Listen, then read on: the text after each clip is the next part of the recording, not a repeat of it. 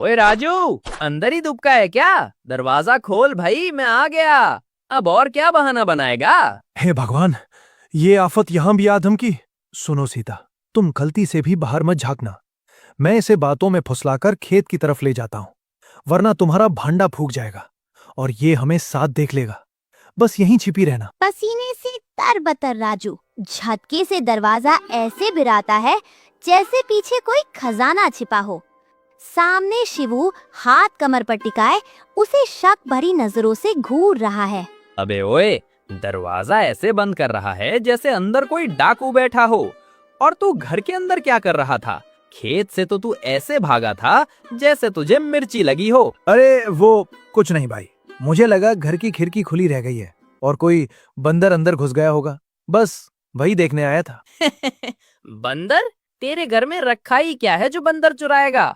तू पक्का कुछ छुपा रहा है। हट, मुझे अंदर जाकर पानी पीना है। अरे नहीं, अंदर बहुत धूल उड़ रही है, मैंने अभी झाड़ू लगाई है। चल चल खेत चलते हैं, आज बहुत काम बाकी है। राजू घबराकर शिवू को खेत की तरफ खींच ही रहा था कि सामने साक्षात यमराज की तरह मुखिया खड़ा मिला, हाथ में मोटी लाठी और चेहरे पर भयंकर गुस्सा। ओए अनाथ की औलाद, काम छोड़ के यहाँ मटर गश्ती कर रहा है? दोपहर होने को आई और तेरा आधा खेत अभी भी खाली पड़ा है। क्या मेरा कर्ज अब तेरा बाप ऊपर से उतर कर चुकाएगा? माफ कर दीजिए मुखिया जी, बस कुछ काम से घर गया था, अभी जा ही रहा हूं। सुन ले रे राजू, इस गांव में रहना है तो मेरी उंगलियों पर नाचना होगा। कल से अगर काम में ढील दी तो तुझे गांव से बाहर फेंकवा दूंगा।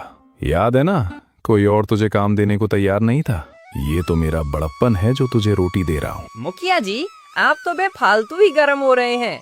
बेचारा सुबह से लगा हुआ है, थोड़ा घर चला गया तो क्या आफत आ गई? ओए शिवू, तू इसके पर मत लगा, ये मनहूस है। इसके संगत में रहेगा तो तेरा भी बेड़ा गर्क हो जाएगा। राजू, आधे से ज्यादा अनाज इस बार मेरे खलिहान में आएगा, समझा? मुखिया की कड़वी बातें सुनकर शिवू का खून खौल उठता है। मुखिया जी, ये सरासर ज्यादती है। आप राजू की लाचारी का फायदा उठा रहे हैं। बेचारा कुछ बोलता नहीं तो क्या आप उसे जानवर समझेंगे? ओए छोकरे, अपनी जबान को लगाम दे। इस मनहूस को पूरे इलाके में कोई घास नहीं डाल रहा था। ये तो मेरा बड़ा दिल है जो इसे काम दिया। अब क्या मैं अपना भला भी ना देखूं? अपना काम कर, वरना तुझे भी गांव से बाहर का रास्ता दिखा दूंगा। शिवू, रहने दे भाई, तू इनसे बहस मत कर। मुखिया जी ठीक ही तो कह रहे हैं, मैं अकेला आदमी हूँ, आधा पेट खाकर भी जी लूंगा। तू बेकार में मुसीबत मोल मत ले। देखा, इसे कहते हैं अक्ल की बात। चल अब दोनों हाथ चलाओ, बातों से पेट नहीं भरता। शाम तक ये काम पूरा चाहिए, वरना डंडा याद है ना? मुखिया वहाँ से अकड़ता हुआ चला जाता है।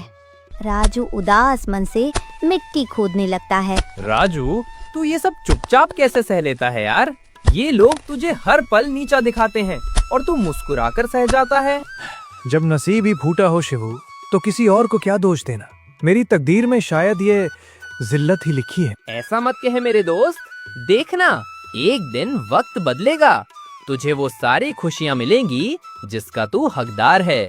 सब तुझे इज्जत की नजरों से देखेंगे। ये सब सिर्फ कहने की बातें हैं भाई, चल काम शुरू करते हैं, वरना मुखिया फिर से गरजने आ जाएगा। शाम हो जाती है, दोनों मिट्टी में लथपथ है। सूरज ढल गया राजू, अब बस कर भाई, पेट में चूहे दौड़ रहे हैं। चल घर चलते हैं। तू निकल शिवू, मैं थोड़ी देर में आता हूँ। बस कुछ पल अकेले गुजारने का मन है। तू चल, मैं पहुँचा। अकेले? अब ये कौन सा नया तमाशा है? कहाँ जा रहा है तू? बस ऐसे ही तालाब किनारे जा रहा हूँ। तू मेरी फिक्र छोड़, अंधेरा होने से पहले घर पहुँच जाऊंगा। तू निकल अब। राजू तालाब किनारे तन्हा बैठा है, पानी की शांत लहरों में अपनी जिंदगी की करवाहट घोलने की नाकाम कोशिश कर रहा है। हे ईश्वर, क्या मेरी किस्मत इस ठहरे हुए पानी जैसी ही रहेगी? मुखिया के ताने, ये गरीबी, क्या कभी कोई अपना होगा जो मुझे मनहूस नहीं कहेगा? क्या मेरा कोई वजूद नहीं? राजू, ओ राजू, कहाँ छिप कर बैठे हो? कब से तुम्हें ढूंढ रही हूँ। सन्नाटे को चीरती सीता की मखमली आवाज गूंजती है। राजू बिजली की तरह चौंकता है और पीछे मुड़कर देखता है। अकेले अकेले अंधेरे में क्या बड़बड़ा रहे हो? मैं तुम्हें कब से ढूंढ रही थी और तुम यहाँ पानी से बातें कर रहे हो। चलो अब घर चलो। तुम अभी तक यहाँ हो? मैंने सोचा था तुम अपने रास्ते निकल रही होगी। और यहाँ क्यों आई हो? क्यों? अब क्या इस तालाब पर तुम्हारा कब्जा है? देखो, चांद निकलने को है। क्या पूरी रात यहीं गुजारने का इरादा है? पता नहीं क्यों सीता, जब भी गांव वाले मुझे नीचा दिखाते हैं, मुझे इस तालाब के पास आकर बहुत सुकून मिलता है। ऐसा लगता है जैसे ये पानी मेरा दुख समझता है। तुम्हें इस तालाब से इतना लगाव क्यों है? क्या ये तुम्हें कुछ याद दिलाता है? याद तो कुछ नहीं, बस एक अजीब सा एहसास है। अच्छा ये छोड़ो, अब तो सच बता दो, तुम कौन हो, कहाँ से आई हो, उस दिन तालाब से कैसे निकली थी? राजू, ये तालाब सिर्फ पानी का कुंड नहीं है, इसके गहराई में एक जादुई दुनिया है, स्वर्गलोक। मैं वहीं से आई हूँ। वहाँ सब कुछ सुंदर है। तुम्हारी इस दुनिया की तरह जुल्म नहीं होता वहाँ। फिर वही जादुई बात है, मैं कैसे यकीन कर लूं?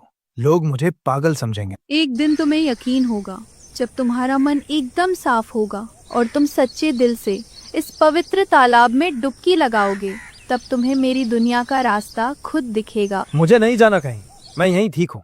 तुम जाओ, मुझे अकेला छोड़ दो। बिल्कुल नहीं। या तो तुम अभी मेरे साथ घर चलोगे, वरना मैं भी यहीं रात भर बैठकर तारे गिनूंगी। अब बताओ क्या करना है? बहुत अड़ियल हो तुम, जबरदस्ती पीछे ही पड़ गई हो। अब जैसी भी हूँ, इस गांव में तो अनजान हूँ ना, यहाँ किसी को नहीं जानती। तुम ही सबसे पहले मिले।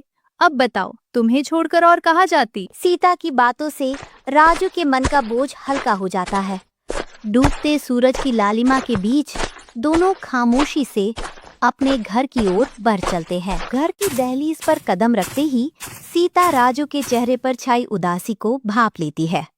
उसकी खामोशी जैसे चीख चीख कर अपना दर्द बयां कर रही हो। राजू, तुमने अभी तक अपनी उदासी की वजह नहीं बताई। आखिर उस तालाब के किनारे बैठकर तुम क्या सोच रहे थे? किसी ने तुम्हारा दिल दुखाया है क्या? बस अपना अकेलापन ही मेरा सबसे बड़ा दुश्मन है सीता। ये रोज रोज की जिल्लत, लोगों की नफरत और अनाथ होने का ये बोझ अब मुझसे और सहा नहीं जाता। कभी कभी लगता है कि इस जिंदगी से तो मौत अच्छी है। खबरदार, ऐसी मनहूस बातें फिर कभी मत करना। मुश्किलें किसके पास नहीं होती, पर इसका मतलब ये तो नहीं कि इंसान जीना ही छोड़ दे। चलो अब ये सब छोड़ो, आज तुम्हारे लिए एक सरप्राइज है। सरप्राइज? अबे सूने घर में तुम कहाँ से सरप्राइज ले आई? कहाँ है, दिखाओ तो सही। आज मैंने बड़ी चाव से तुम्हारे लिए खाना बनाया है, देख लेना। एक बार मेरे हाथ का स्वाद चख लिया ना, तो सारी परेशानियां भूलकर बस मुस्कुराते ही रहोगे। बड़ी बड़ी बातें तो बहुत कर रही हो, अब जरा ये पकवान सामने भी लाओ। बातों से पेट नहीं भरता, और वैसे भी भूख के मारे अब पेट में चूहे कूद रहे हैं। सीता खाना लेकर आती है, पर राजू देखता है कि थाली सिर्फ एक ही है। ये क्या, सिर्फ एक थाली? तुम ही खाओगी? मैंने पहले ही खा लिया है, तुम शुरू करो। मुझसे झूठ मत बोलो सीता, मुझे पता है घर में अनाज कम था, इसलिए तुमने सिर्फ मेरे लायक ही बनाया है। आओ हम दोनों इसी थाली में साथ मिलकर खाते हैं। अरे नहीं राजू, तुम खाओ, मुझे सच में भूख नहीं है। अगर तुमने निवाला नहीं उठाया तो मैं भी अन्न को हाथ नहीं लगाऊंगा। अब बताओ क्या करना है? मजबूरन सीता बैठ जाती है और दोनों साथ में खाना खाने लगते हैं। सीता राजू को खाते हुए बड़े गौर से देखती है और मन ही मन सोचती है, राजू कितना नेक दिल इंसान है। मैं इसके लिए एक अजनबी हूँ, फिर भी इसने मुझे सिर छुपाने की जगह दी और अब अपना निवाला भी मेरे साथ बांट रहा है। इसके मन में रत्ती भर भी स्वार्थ नहीं है। पता नहीं क्यों इसके प्रति मेरा खिंचाव बढ़ता ही जा रहा है। ओ मैडम, ऐसे घूर क्या रही हो? खाने पर ध्यान दो। कुछ नहीं, अब रात बहुत हो गई है, सो जाओ। सुबह फिर से उसी मुखिया के खेत में पसीना बहाना है तुम्हें। हाँ, सही याद दिलाया। दोनों मुस्कुराते हैं और थके हारे सुकून की नींद सो जाते हैं। दोस्तों, अब शुरू होता है कहानी का असली महासंग्राम। कुछ दिन ऐसे ही हंसी खुशी बीतते हैं। राजू के सूने घर में अब सीता की पायल छनछनती है और चूल्हे की महक गूंजती है। सीता, एक बात काफी समय से दिल में खटक रही थी, आज कह दूं? कह भी डालो राजू, आज इतना सोच क्यों रहे हो? सच कहूं तो तुम्हारे आने से अब मुझे अपने साए से भी डर नहीं लगता। ऐसा लगता है जैसे बरसों बाद इन दीवारों ने मुस्कुराना सीखा है। पर डर लगता है सीता, जब तुम अपने स्वर्ग लोक लौट जाओगी तो मैं फिर से उस अकेलेपन के अंधेरे में कैसे जी पाऊंगा? राजू, अपनी आंखों से ये डर निकाल दो। मैंने तय कर लिया है, अब यही मेरा घर है और तुम ही मेरी दुनिया। मुझे अब उस स्वर्ग की झूठी चकाचौंध में वापस नहीं जाना। क्या सच में? तुम मजाक तो नहीं कर रही? सीता, तुमने तो आज मेरी डूबती हुई उम्मीदों को सहारा दे दिया। आज मैं बहुत ज्यादा खुश हूँ। इतनी भी क्या खुशी। चलो अब जल्दी खेत निकलो, वरना मुखिया फिर से चिल्लाने लगेगा। हाँ, जा रहा हूँ। पर सुनो, शाम को जब मैं लौटूंगा तो तुम्हारे लिए एक बहुत बड़ा सरप्राइज है।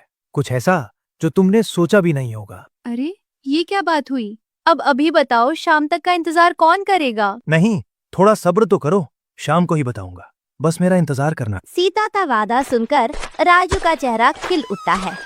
वो बेफिक्र होकर गुनगुनाता हुआ खेतों की तरफ निकल पड़ता है। आज राजू के हाथ खेतों में काम नहीं कर रहे, बल्कि उसकी आंखें आने वाले कल के हसीन सपने बुन रही हैं। आज मैं सीता के लिए गांव की बड़ी दुकान से वो मोतियों की माला लाऊंगा।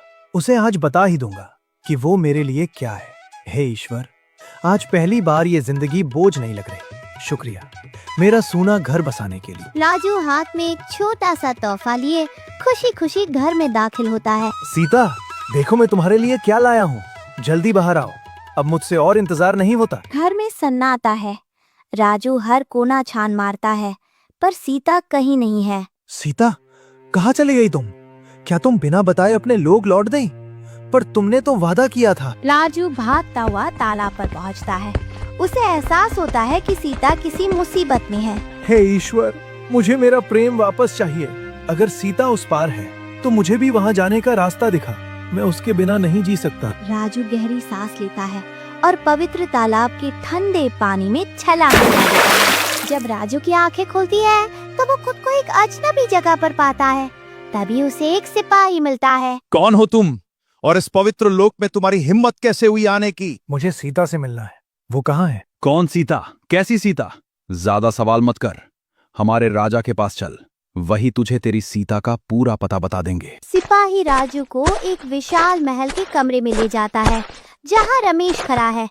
राजू को देखते ही रमेश के चेहरे पर एक शैतानी मुस्कान आती है। सीता कहाँ है और तुम कौन हो? मैं इस लोक का होने वाला राजा हूँ और सीता मेरी मंगेतर। तुमने एक मामूली इंसान होकर हमारी राजकुमारी के बारे में सोचने की जुर्रत भी कैसे की? झूठ।